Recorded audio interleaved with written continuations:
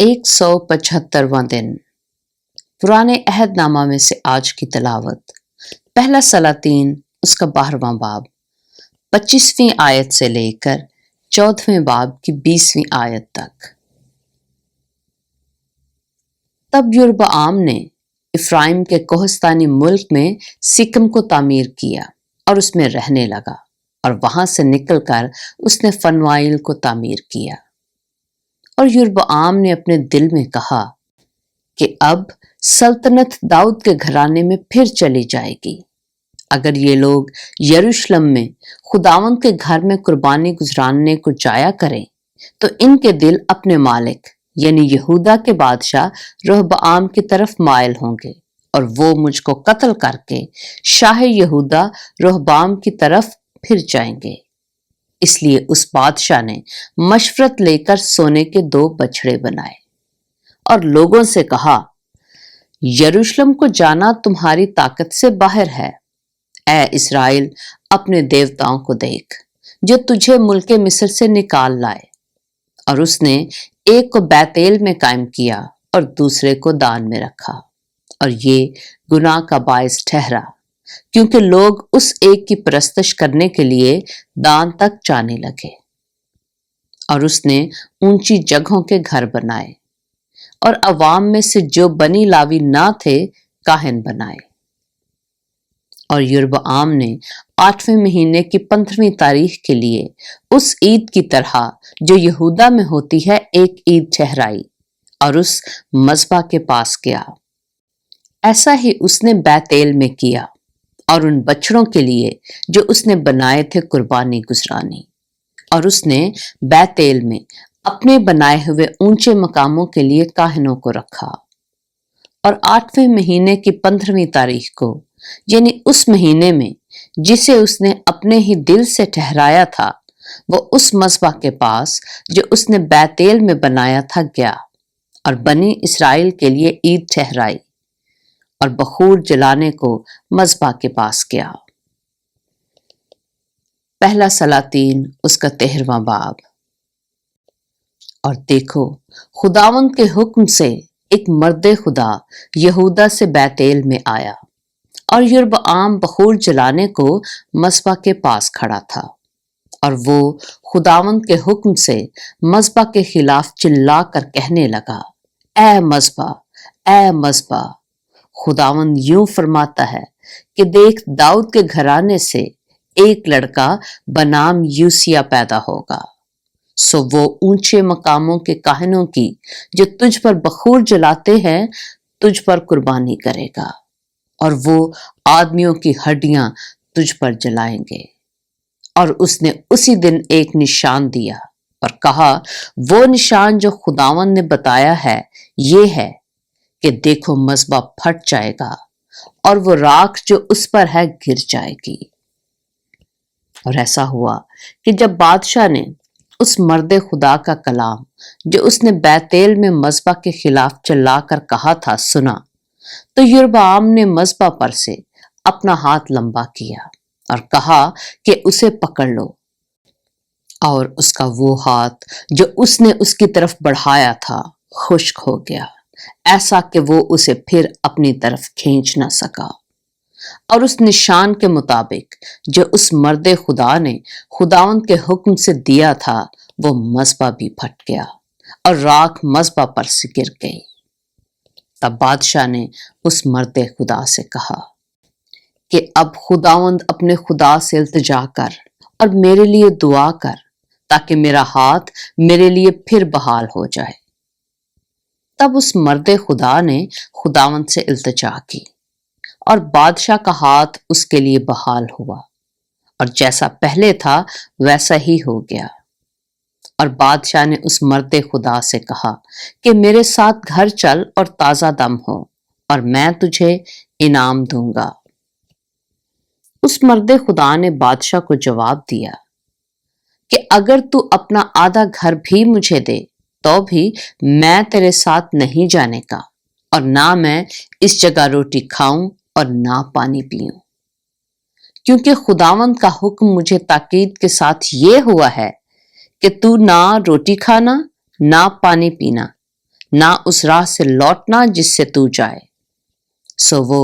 دوسرے راستہ سے گیا اور جس راستہ سے بیتیل میں آیا تھا اس سے نہ لوٹا۔ اور بیتیل میں ایک بڈھا نبی رہتا تھا۔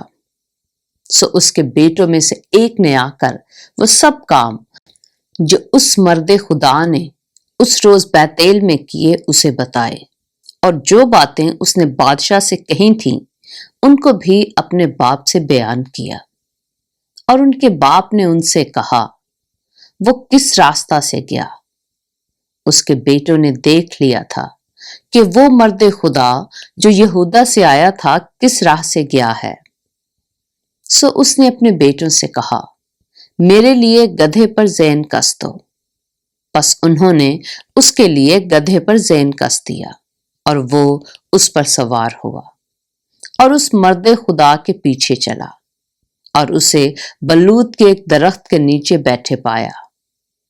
تب اس نے اس سے کہا،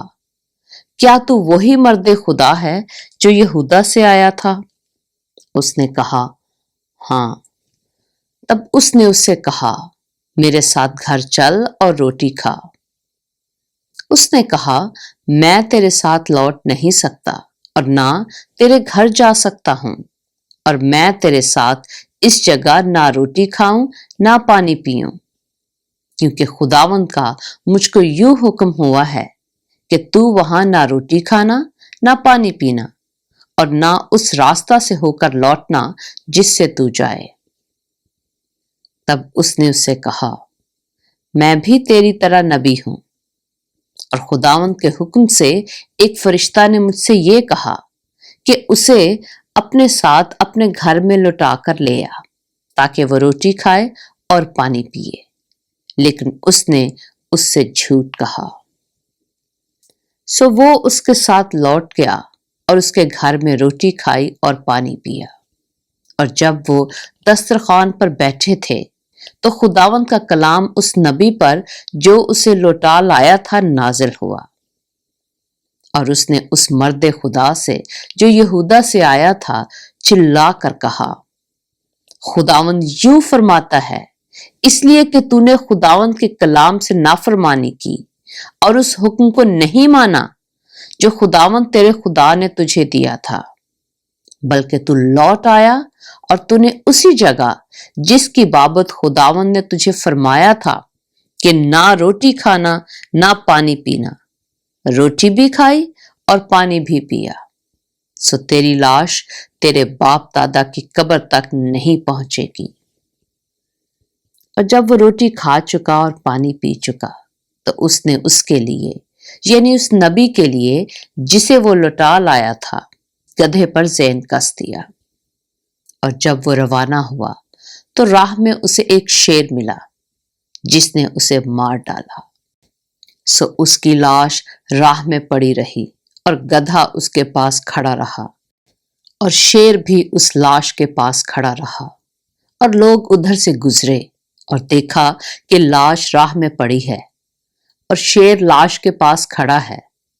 سو انہوں نے اس شہر میں جہاں وہ بڈھا نبی رہتا تھا یہ بتایا۔ اور جب اس نبی نے جو اسے راہ سے لوٹا لایا تھا یہ سنا تو کہا، یہ وہی مرد خدا ہے جس نے خداوند کے کلام کی نافرمانی کی، اسی لیے خداوند نے اس کو شیر کے حوالہ کر دیا، اور اس نے خداوند کے اس حکم کے مطابق جو اس نے اس سے کہا تھا اسے پھاڑا اور مار ڈالا۔ پھر اس نے اپنے بیٹوں سے کہا کہ میرے لیے گدھے پر زین کس دو۔ سو انہوں نے زین کس دیا۔ تب وہ گیا اور اس نے اس کی لاش راہ میں پڑی ہوئی اور گدھے اور شیر کو لاش کے پاس کھڑے پایا، کیونکہ شیر نے نہ لاش کو کھایا اور نہ گدھے کو پھاڑا تھا۔ سو اس نبی نے اس مرد خدا کی لاش اٹھا کر اسے گدھے پر رکھا اور لے آیا، اور وہ بڈھا نبی اس پر ماتم کرنے اور اسے دفن کرنے کو اپنے شہر میں آیا، اور اس نے اس کی لاش کو اپنی قبر میں رکھا، اور انہوں نے اس پر ماتم کیا اور کہا، ہائے میرے بھائی۔ اور جب وہ اسے دفن کر چکا تو اس نے اپنے بیٹوں سے کہا کہ جب میں مر جاؤں تو مجھ کو اسی قبر میں دفن کرنا جس میں یہ مرد خدا دفن ہوا ہے، میری ہڈیاں اس کی ہڈیوں کے برابر رکھنا، اس لیے کہ وہ بات جو اس نے خداوند کے حکم سے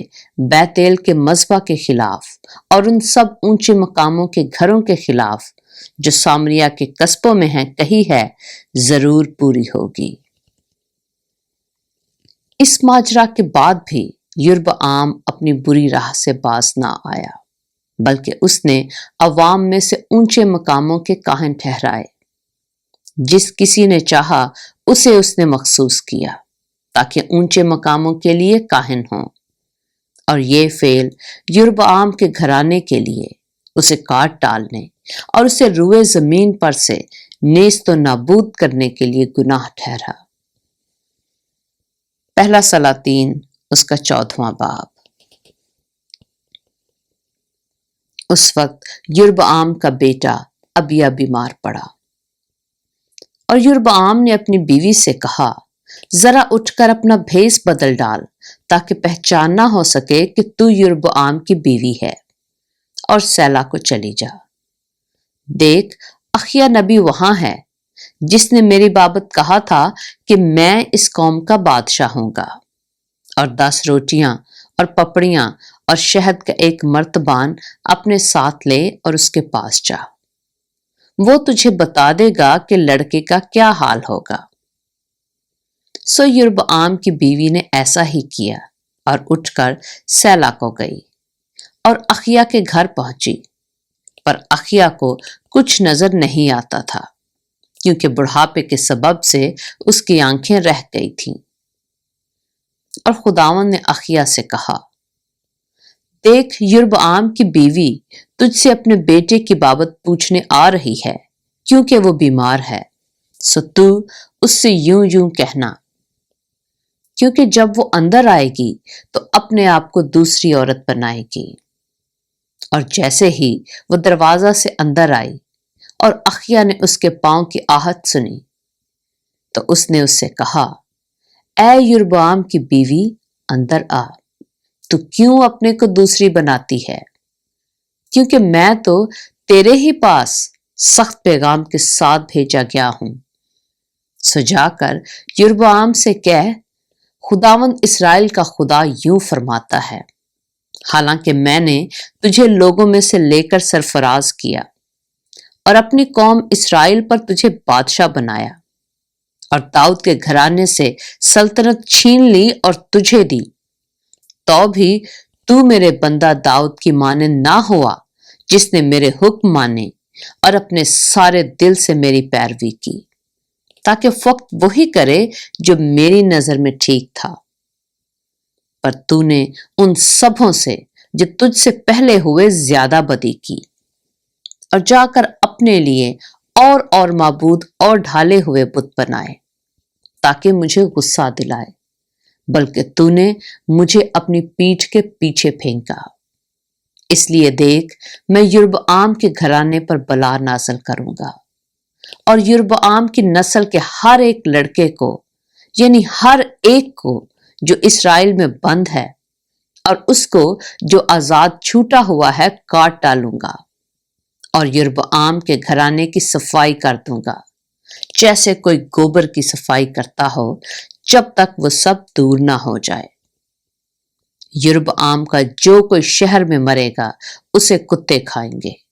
اور جو میدان میں مرے گا اسے ہوا کے پرندے چٹ کر جائیں گے، کیونکہ خداوند نے یہ فرمایا ہے۔ سو تو اٹھ اور اپنے گھر جا، اور جیسے ہی تیرا قدم شہر میں پڑے گا وہ لڑکا مر جائے گا، اور سارا اسرائیل اس کے لیے روئے گا اور اسے دفن کرے گا، کیونکہ یربعام کی اولاد میں سے فقط اسی کو قبر نصیب ہوگی، اس لیے کہ یربعام کے گھرانے میں سے اسی میں کچھ پایا گیا جو خداوند اسرائیل کے خدا کے نزدیک بھلا ہے۔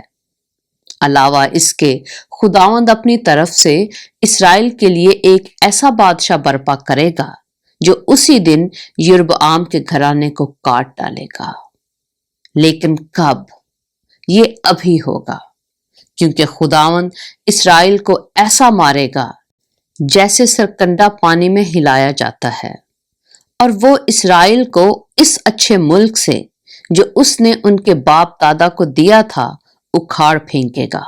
اور ان کو دریائے فرات کے پار پراگندہ کرے گا، کیونکہ انہوں نے اپنے لیے یہ سیرتیں بنائیں اور خداوند کو غصہ دلایا ہے، اور وہ اسرائیل کو یربعام کے ان گناہوں کے سبب سے چھوڑ دے گا جو اس نے خود کیے اور جن سے اس نے اسرائیل سے گناہ کرایا۔ اور یربعام کی بیوی اٹھ کر روانہ ہوئی اور ترزا میں آئی، اور جیسے ہی وہ گھر کے آستانہ پر پہنچی وہ لڑکا مر گیا۔ اور سارے اسرائیل نے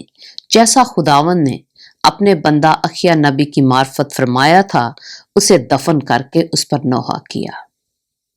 اور یربعام کا باقی حال کہ وہ کس کس طرح لڑا اور اس نے کیوں کر سلطنت کی،